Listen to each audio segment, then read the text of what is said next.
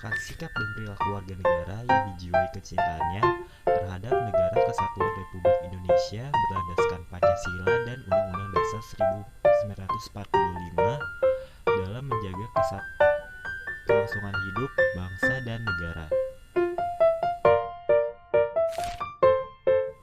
Lalu ada dua jenis bela negara. Yang pertama adalah bela negara secara fisik, yaitu bela negara yang dilakukan dengan cara memanggul senjata dalam menghadapi serangan atau agresi dari musuh.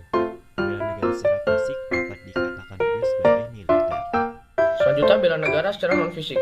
Bela negara secara non-fisik dapat diartikan sebagai segala upaya untuk mempertahankan negara kesatuan Republik Indonesia dengan cara meningkatkan kesadaran berbangsa dan bernegara, menanamkan kecintaan terhadap tanah air, serta berperan aktif dalam memajukan bangsa dan negara, termasuk penanggulangan ancaman. Bela negara demikian dapat dipersamakan dengan bela negara secara non-militer. Sebagaimana telah diuraikan sebelumnya bahwa bela negara tidak harus selalu berarti memanggul senjata menghadapi musuh atau bela negara yang militeristik. Menurut Undang-Undang Nomor 3 Tahun 2002 tentang Pertahanan Negara, keikutsertaan warga negara dalam bela negara secara non-fisik dapat diselenggarakan melalui pendidikan kewarganegaraan dan pengabdian sesuai dengan profesi masing-masing.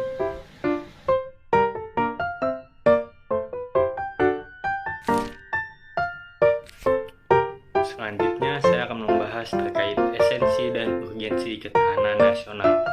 Ketahanan nasional adalah kemampuan sebuah negara untuk bertahan dari ancaman dan tantangan yang dapat membahayakan keamanan, stabilitas, dan keberlangsungan hidup negara tersebut. Ada beberapa esensi dan urgensi ketahanan nasional yang perlu dipahami oleh masyarakat, yaitu 1. Menjaga kedaulatan negara, 2. Menjaga keamanan dan stabilitas, 3. Menjaga kemakmuran negara, dan keempat, menjaga persatuan dan kesatuan bangsa. Kemudian ada esensi dan urgensi bela negara. Yang pertama, meningkatkan rasa cinta tanah air dan kesadaran berbangsa. 2. Memperkuat persatuan dan kesatuan bangsa. Dan yang ketiga, meningkatkan kesiapan dalam menghadapi ancaman dan tantangan.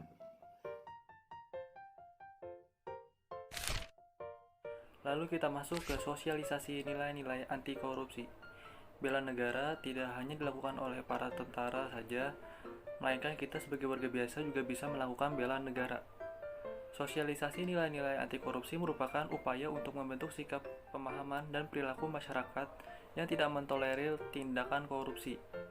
Nilai-nilai anti korupsi mencakup integritas, transparansi, akuntabilitas, kejujuran, dan tanggung jawab. Tujuan dari sosialisasi nilai-nilai anti korupsi adalah menciptakan kesadaran masyarakat tentang kerugian korupsi dan pentingnya menentangnya. Bela negara dan sosialisasi nilai-nilai anti korupsi memiliki hubungan yang saling berkaitan.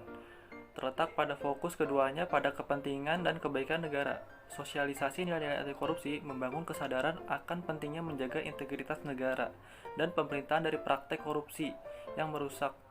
Dalam konteks bela negara, korupsi dapat menjadi ancaman terhadap keutuhan dan kestabilan negara. Bela negara yang kuat membutuhkan partisipasi aktif dari masyarakat yang memiliki kesadaran akan bahaya korupsi dan komitmen untuk melawannya.